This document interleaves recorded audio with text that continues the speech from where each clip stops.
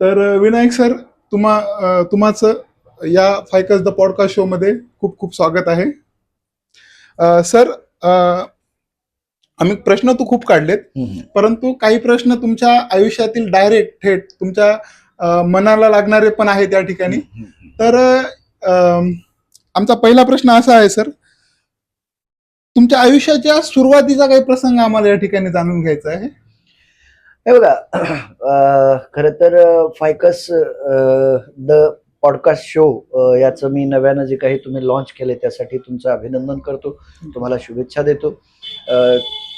तुझी टीम आणि तुझा हा सगळा सेटअप पाहिलं तर मला खूप आनंद झाला की नोटमध्ये हे असं काही होतंय. तर नमस्कार मित्रांनो, मी प्राध्यापक डॉक्टर विनायक पवार. आणि आत्ताच मला मित्रांनो प्रश्न केलाय की तुमच्या आयुष्याच्या आरंभाचा काही प्रसंग आठवतो का? तर एक दोन प्रसंग सांगतो, खूप छोटे छोटे आहेत.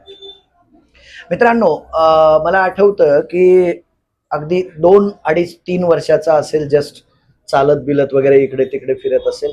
आई वडील माझे ऊसतोडीत होते आणि मी ऊसतोडीमध्ये त्यांच्या सोबत होतो.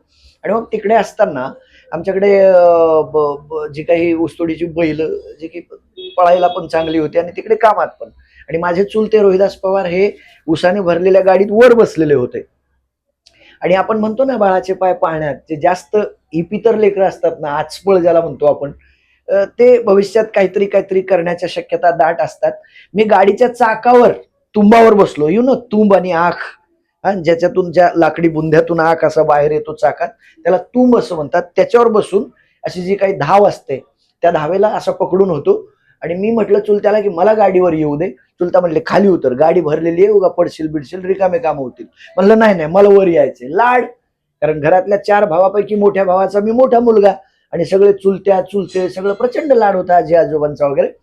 तर चुलते म्हणले उतर खाली, ना तर मी गाडी धकवील बरं. आणि गाडी धकवील असं म्हणताना जी आरू होती त्या याची चाबुकाची, ती आरी टोचली बैलाला आणि बैल पुढे निघाले. आणि मी असा जो पकडून होतो, मला वाटलंच नाही की गाडी धकेल.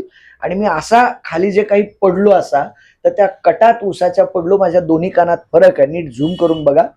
माझा एक कान हा गाडीच्या धावेनं असा तुटला, तो खाली लटकला होता. त्याला तेव्हा 8 टाके मारलेले आहेत. मला कळतही नव्हतं तेव्हा. म्हणजे बघा, नशीब वगैरे मी मानत नाही, पण असेही काही प्रसंग तुमच्या आयुष्यात येऊ शकतात. त्याच्यामुळे या अशा माझ्यासारख्या आचपळी लेकरांना सांभाळणं ही बी फार मोठी गोष्ट आहे. मला वाटतं तुझ्या प्रश्नाचं उत्तर तुला मिळालं असेल. अनेक संकट येतात, त्यातून आपण बाहेर पडतो आणि पडायचा प्रयत्न आपण केला पाहिजे. खचून जायची गरज नाही. खूप म्हणलं तर ऐकायला असं अंगाला शहारे आलेत. सर, एक कवी म्हणून तुमच्या कविता म्हणता प्रवासाची सुरुवात कुठून झाली आणि कोणत्या परिस्थितीत झाली सर? हे बघा, सध्या तर मी किमान 10-12 चित्रपटांचा गीतकार आहे. त्याच्यापैकी गाजलेली वाजलेली गाणी आत्ताच तू उल्लेख केला तसा, तुझ्या रूपाचं चांदणं पडलंय ना मला भिजू द्या, माझं काळीज लागलंय नाचून गाणं वाजू द्या. आदर्श शिंदेनी गायलेलं गाणं सगळ्यांना माहित आहे. खोडा सिनेमाचं ते मी लिहिलेलं आहे. दुसरं गाणं पब्लिकनं ऐकलेलंच आहे, तुम्ही कदाचित ऐकलेलं असण्याची शक्यता आहे.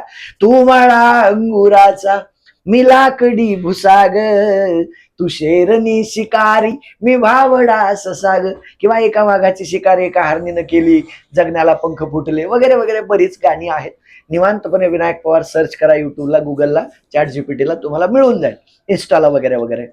तर काव्य प्रवासाची सुरुवात खरं तर 8वीला असताना मला आई वडील काय करायचे, किंवा शनिवार रविवार, म्हणजे आमच्या बापाचं संविधान असं होतं की शनिवारची शाळा नाही, दुपारपर्यंत जास्त उगा जाण्यात आणि 2 घंट्यासाठी काऊन परेशान होता, जायचं नाही, अलिखित नियम होता बापाचा. का तर शनिवार रविवार शेतकऱ्याच्या घरात कामं करणारी किती माणसं असली तरी कमी पडतात. आणि मग म्हणून मी गुरं सांभाळायचं काम, शेतात जे काही मला त्या जीवाला झेपेल ते काम मी करायचो. मग त्यावेळेला माझ्याकडे पाखरं राखायचं काम होतं. गोपन घेतली की चालला आपला शनिवार रविवार 2 दिवस ती ड्युटी, मग नंतर एरवी शाळा. याच्यासाठी मला स्पेशल काहीतरी मिळायचं. स्पेशल म्हणजे आम्ही 3 बहिणी, 2 भाऊ, आम्ही 5 भावंड, आई वडील 2, 7 लोकांचं कुटुंब. मग रविवारच्या बाजारातून जो काही खाऊ यायचा, तो खाऊ सगळ्यांमध्ये डिवाइड व्हायचा, वाटणी व्हायची. मग या वेळेला वडील काय करायचे की एक सेपरेट पुडा माझ्यासाठी वेगळा आणायचे, की बाबा हे पाखरं राखायसाठी तुझं वेगळं मानधन. आणि मग ते मला मिळायचं. चुपचाप आई कुठेतरी खिशात वगैरे बांधून मला द्यायची. झापळ पाखरं ज्वारी खात असतील वगैरे वगैरे. ते घेऊन मी शेतात. आणि मग वर मचान बांधलेलं असतं, आपल्याला माहित आहे, पाखरं राखण्यासाठी. त्या मचानावर मी जाऊन बसायचो. आधी ते माझं पोट भरून घ्यायचो, मग पाखरं येत आहेत का नाही वगैरे वगैरे ते बघायचो. ते करताना मला त्या कागदावर पहिल्यांदा महाराष्ट्राचा एक प्रचंड मोठा कवी भेटला. त्यांचं नाव आहे इंद्रजित भालेराव सर. कुठल्या तरी वर्तमानपत्राची ती पुरवणी होती. आय थिंक लोकमतची तेव्हा एक चांगली पुरवणी निघायची, लोकरंग वगैरे वगैरे समथिंग, काय आता मला आठवत नाही. आणि त्या खाऊच्या पुड्यामध्ये मला इंद्रजित भालेराव सरांची कुंती नावाची कविता सापडली. कुंती ही कविता कथा कविता होती. म्हणजे त्या कवितेमध्ये एक गोष्ट होती. ती कविता मी वाचली, मला ती प्रचंड भावली. अभ्यासक्रमाव्यतिरिक्त मी पहिल्यांदा ते काहीतरी वेगळं वाचलेलं होतं. खाली पत्ता होता. मी सरांना तेव्हा 25च पैशाला मिळायचं ते पोस्ट कार्ड लिहिलं आणि त्या पोस्ट कार्डाचं उत्तरही मला सरांनी दिलेलं आहे. ते पत्र अजून माझ्याकडे आहे. मला वाटतं त्या दिवशी माझ्यातला कवी कलावंत कुठेतरी पहिल्यांदा तो अंकुरला असावा. त्यानंतर मी कविता लिहित होतो 98 पासून. म्हणजे 98ला पहिली कविता लिहिली. माजलगावला एका कृषी सेवा केंद्रात मी कामाला होतो. ती दैनिक चंपावती पत्रमध्ये बीडमध्ये छापून पण आली होती. आणि नंतर मग गीतकार म्हणून प्रवास जो पुढे झाला तो कल्याण वाघमारे नावाचा लातूरचा खूप मोठा रंगकर्मी आहे. त्याचे मित्र रोहित दादा नागभिडे खूप मोठे संगीतकार आहेत रोहित दादा. आणि त्यांच्यामुळं मला ते गाणं लिहायची संधी मिळाली. पहिलंच गाणं हिट झालं आणि ते गाणं गाजलं वाजलं. आणि योगायोग असं आहे की ते गाणं मी किनवटमध्ये SVM मध्ये माझ्या घराच्या पायऱ्यांवर बसून लिहिलेलं आहे. वार होता 14 एप्रिल 2014. खूप छान सर.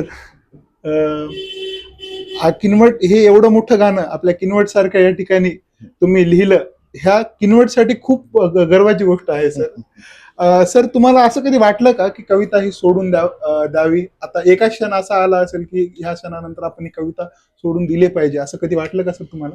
नाही, कविता तर श्वास आहे. श्वास सोडून दिला तर माणूस मरूनच जाईल.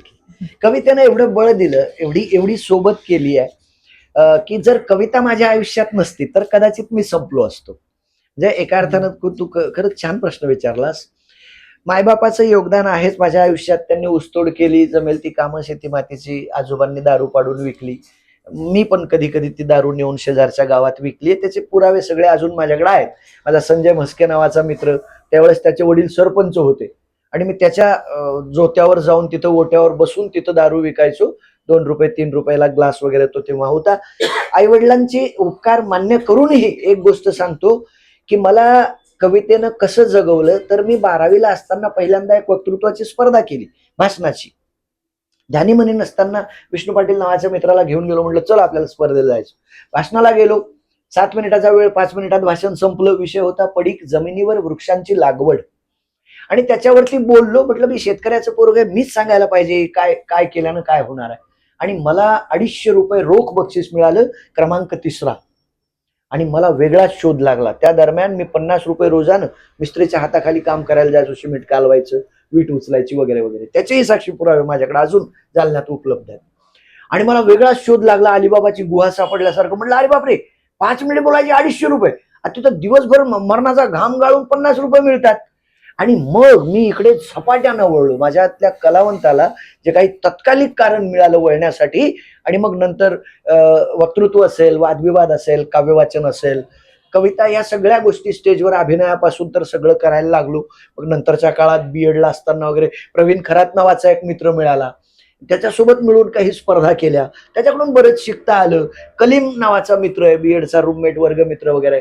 आणि या सगळ्या मित्रांमुळे जगणं समृद्ध झालं. युवराज गहेराव आहे, राजेश शिरसाट आहे, ऍडव्होकेट विष्णू पाटील आहे. हे सगळी माझी मित्रांची फौज फार मोठी आहे. त्याच्यामुळं जेवढे मित्र माझ्या आयुष्यात महत्वाचे आहेत तेवढीच कविता महत्वाची आहे. मित्र आणि कविता कधीही सोडू शकत नाही. सर तुम्ही तुमच्या कविता आम्ही खूप आधीपासून ऐकतच आहे आणि तुमच्या गाणी सुद्धा खूप आधीपासून ऐकत आहे. कधी असं कोणतं गाणं आहे का ज्या गोष्टीपासून एक प्रेक्षकांना तुमच्यासोबत वाद घालावा असं वाटला, किंवा मग ते प्रेक्षकांच्या विरोधात थोडंफार काहीतरी असेल, असं काही कोणतं गाणं आहे का, किंवा कोणतं प्रसंग? बघा, गाणं सिनेमाच्या गाण्याच्या बाबतीत झालं नाही. सिनेमाच्या गाण्याच्या बाबतीत झालं नाही, पण कवितेच्या बाबतीत थोडंसं झालं होतं. त्याचाही मी चांगला इलाज केला. ते सगळंच सांगतो. वाशिमला अखिल भारतीय बंजारा साहित्य संमेलन होतं. त्यात मी कवी संमेलनाचा अध्यक्ष होतो. महाराष्ट्रातली खूप मोठी मोठी माणसं तिथं होती. मी वयानं लहान असून त्यांनी माझं कौतुक केलं. प्रकाश राठोड नागपूरचे, बरीच माणसं होती, डॉक्टर विजय जाधव वगैरे, त्यांनी मला तो सन्मान दिला. मग सगळ्या कविता झाल्या, काही चांगल्या, काही साध्या सामान्य विचारा जमेल तशा. नंतर मी बोलायला उठलो. मग मला थोडं बोलण्याची आणि 2 कविता ऐकवण्याची मुभा होती. कार्यक्रमाला उशीर झाला होता. मग त्या दरम्यान मला खालून एक आग्रह झाला की बा भीमा त्या ठिकाणी तू सादर कर. हालाकी कार्यक्रम बंजारा भाषेतून, सगळा माहोल, कल्चर सगळा बंजारा. आणि मग मला तसं सांगितलं गेलं. मग मी त्याचं जी काही प्रस्तावना आहे ती बंजारा भाषेतून केली आणि बा भीमा ही मराठी कविता बाबासाहेबांबद्दलची कृतज्ञता तिथे व्यक्त केली. आता खरं तर दुर्दैव असं आहे की आपण स्वातंत्र्याला 75-80 वर्ष पूर्ण होत आहेत, आपण अजूनही आपल्या महापुरुषांना सगळ्यांचे म्हणून स्वीकारलं नाहीये.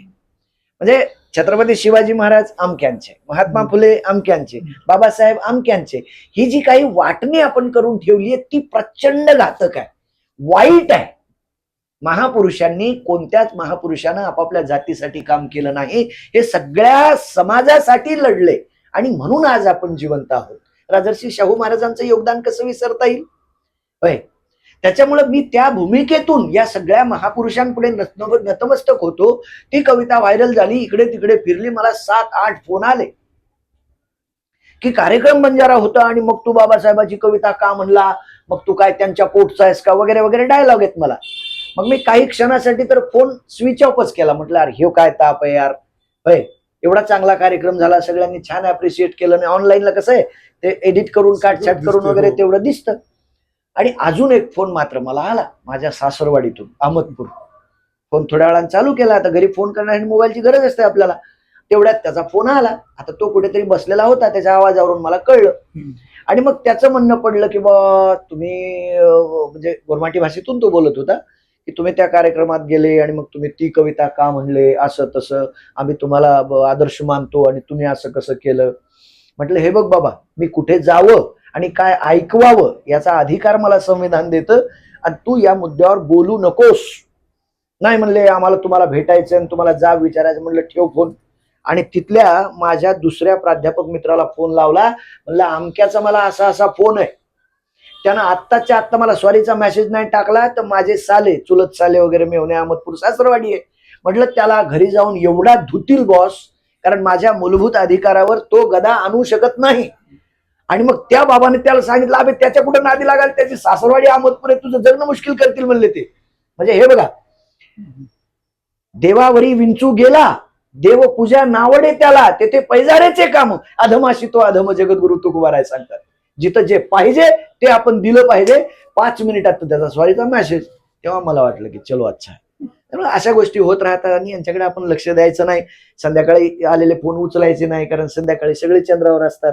ह्यांच्याकडून आधी लागतं. आपण क्रिएटिव्ह काम करणारी माणसं, आपण आपलं काम करत राहावं आणि महापुरुषांची वाटणी अजिबात करू नये प्लीज.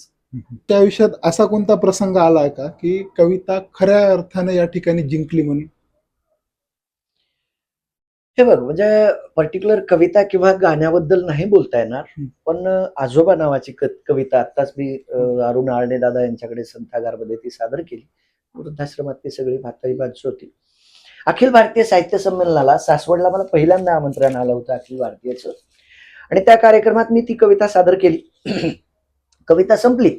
आता तो किमान 50,000 लाखभराचा तो क्राऊड होता आणि कविता संपली. आम्हाला खाली उतरायला वेळ लागत होता. तेवढ्यात एक दाम्पत्य, वृद्ध दाम्पत्य, ते दोघे स्टेजवर आले आणि ते दोघे येऊन माझ्या गळ्यात पडून 5 मिनिटं रडत होते की आमचा मुलगा अमेरिकेत आहे, त्याला बाळ झालं 7-8 महिन्याचं, आम्ही अजून जाऊ शकत नाहीये कारण अमेरिका अतिवृद्ध माणसांना तिकडे यायला परवानगीच देत नाही, व्हिसा देत नाही.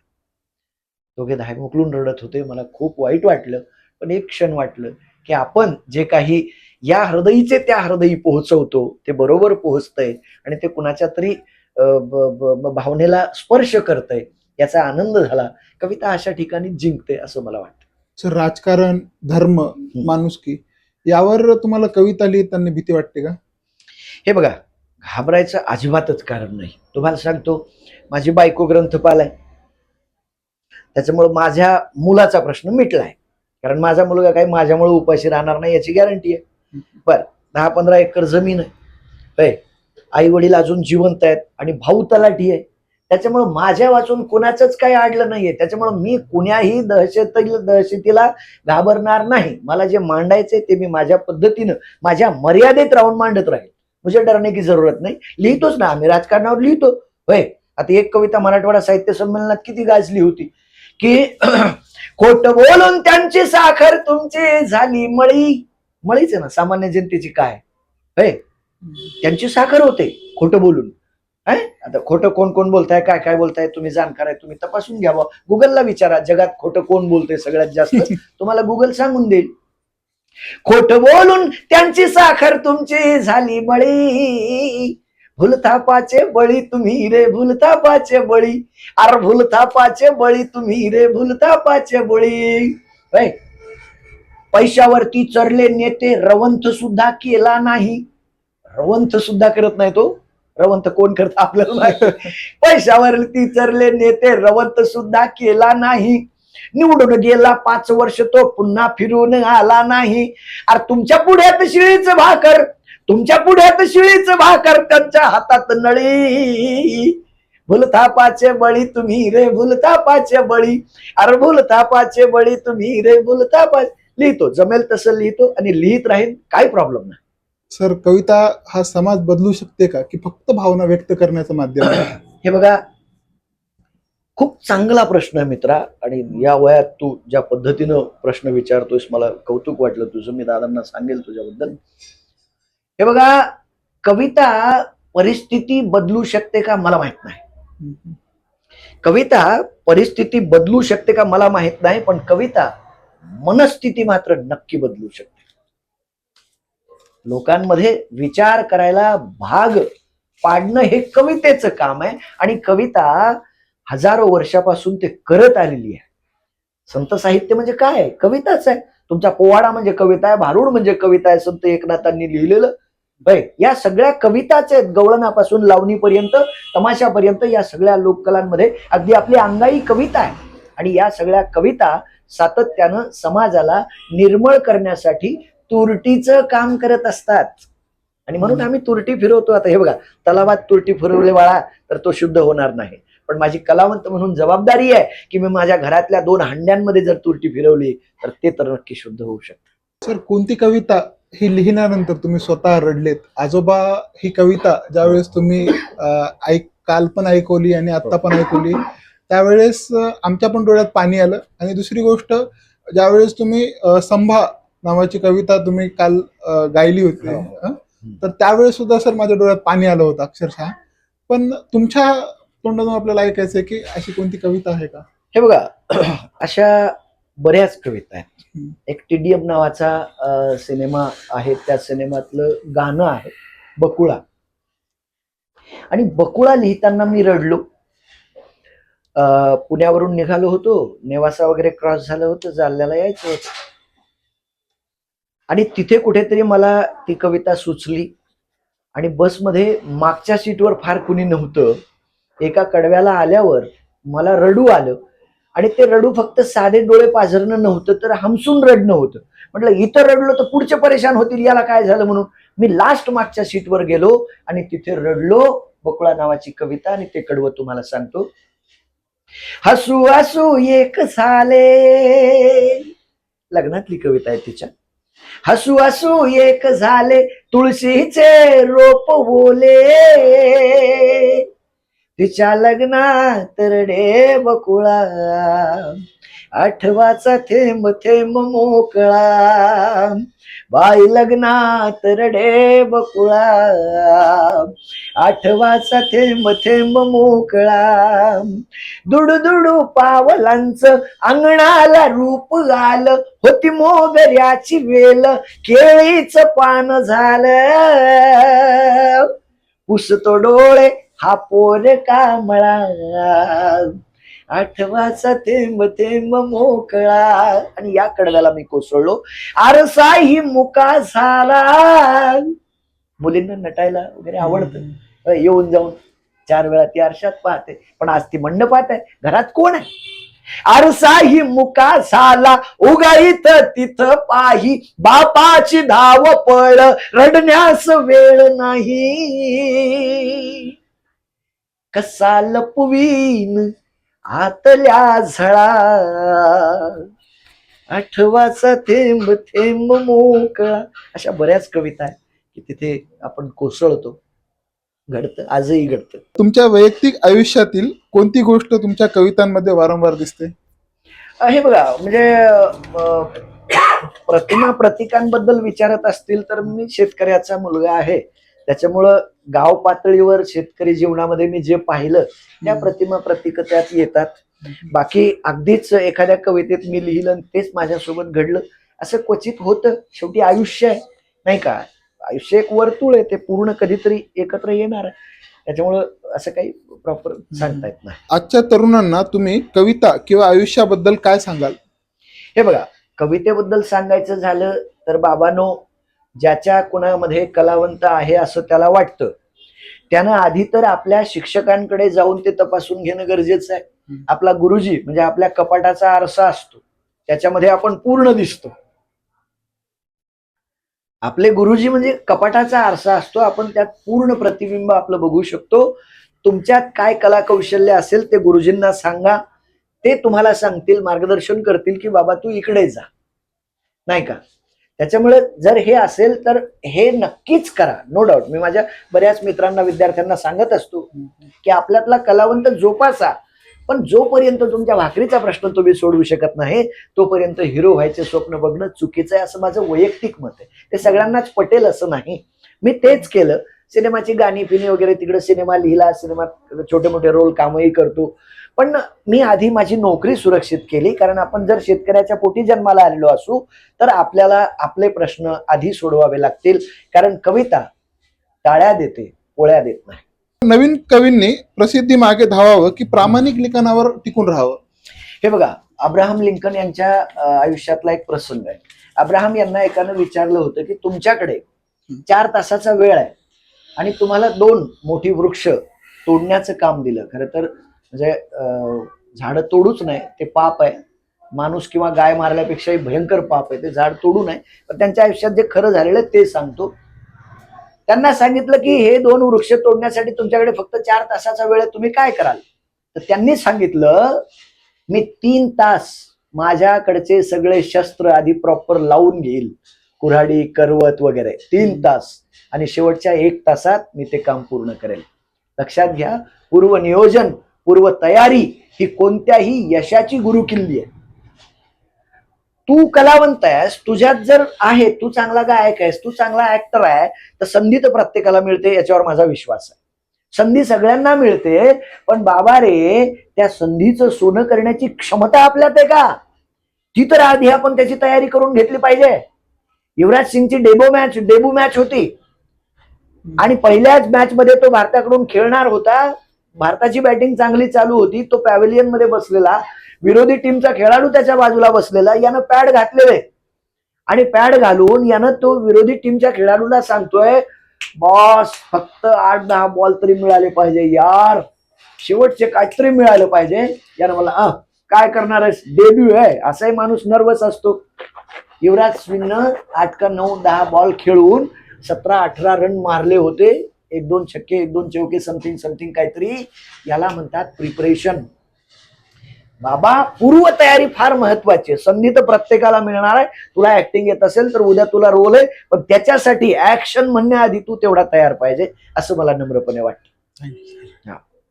सर, तुम्ही तुमच्या आयुष्यामध्ये स्वतःवर कधी कविता लिहिली का?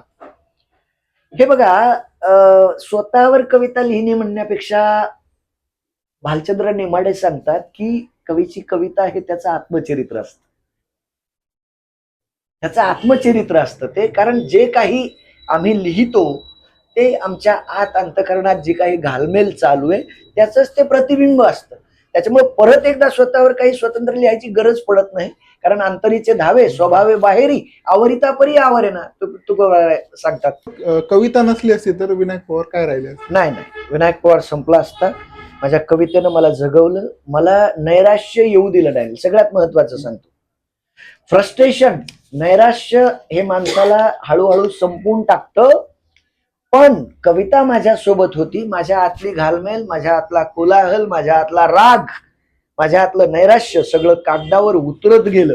अरिस्टॉटल म्हणतो कॅथॉर्सिस, जे काही विरेचन आहे बाहेर पडणं गरजेचं आहे. माणसाला रडणं माणसात स्वभाव धर्म आहे, स्थायी भाव आहे. भाषा येण्याआधी आपल्याला रडता येत होतं, भाषा येण्याआधी आपल्याला हसता येत होतं. लहान बाळ हसतच की नाही? त्याला कोण सांगितलं हस म्हणून? त्याला कोण सांगितलं रड म्हणून? हे स्वाभाविक आहे.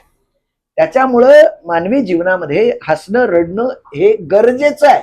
आणि हे जर आपण दाबून ठेवलं तर त्याचा स्फोट होतो, कोंडमारा होतो. दुसऱ्या दिवशी वर्तमानपत्रात बातमी येते की छोट्याशा कारणानं एका तरुणानं किंवा तरुणीनं आत्महत्या केली.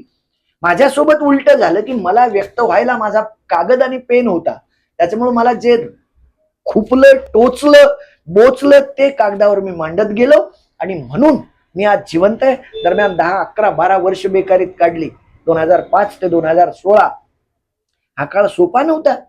भलेही बायको नोकरीला होती म्हणून माझ्या पोटाचा प्रश्न सुटला होता, पण शेवटी असतेच की एक बेकारीची जाणीव, झळ. त्याच्यामुळे मी कवितेमुळे जिवंत राहिलो. कविता वगळली तर दुसरं काहीही आयुष्यात चांगलं घडू शकत नाही माझ्या. सर, तुमच्या आयुष्याचं एखादं शीर्षक ठेवायचं असेल तर ते काय असेल? कष्टविनायक. अष्टविनायक नाही, कष्टविनायक. खूप छान पद्धतीनं तुम्ही या ठिकाणी तुम्ही व्यक्त झालात, मांडलात. सर, शेवटी एक रॅपिड फायर तुम्हाला विचारायचं आहे. पहिला आला शब्द तो तुम्हाला त्या ठिकाणी घ्यायचा आहे. सर, पहिली ओळ की शेवटची ओळ? शेवटची ओळ. कविता लिहिताना रात्र की पहाट?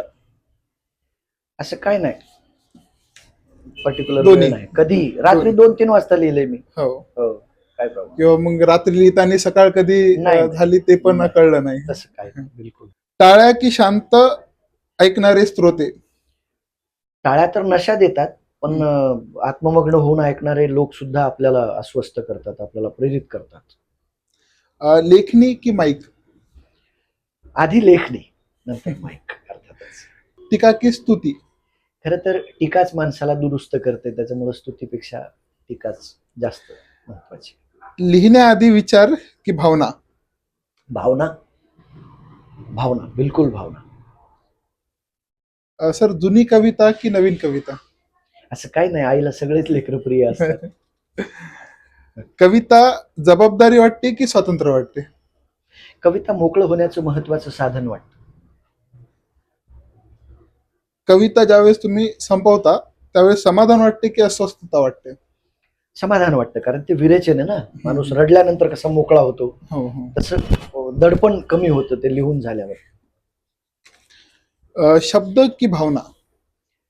अर्थात भावनाच, कारण शब्द नंतर येतात ना. आधी भावना. स्टेज की एकांत? एकांत. त्यासारखी मजा नाही एकांतासारखी. प्रेम कविता की वास्तववादी कविता? वास्तववादी. अर्थातच. वादग्रस्त कविता की सुरक्षित कविता?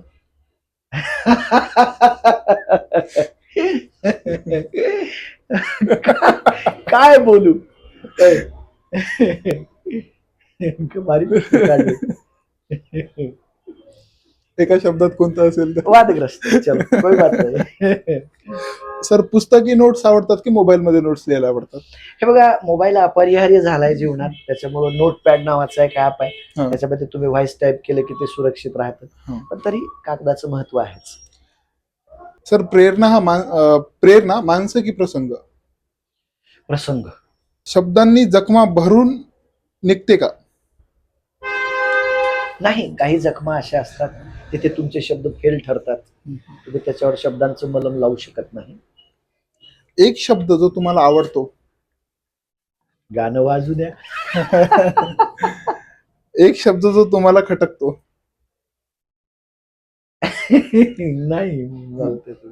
सर, हे आमच्या एक सिलेबसच्या बाहेरचा एक क्वेश्चन आहे. हा हा काल तुम्हाला आम्ही त्या ठिकाणी ऐकलो होतो. हा हा हा. सर, तुम्ही चहासाठी सर हे पोरगी पाहायला गेले होते. तर सर, एक शेवटचा आणि थोडा इंटरेस्टिंग क्वेश्चन. हा हा. सर, चहा की बायको? बायकोने बनवलेला चहा. माझी बायको चहा खूप सुंदर बनवते.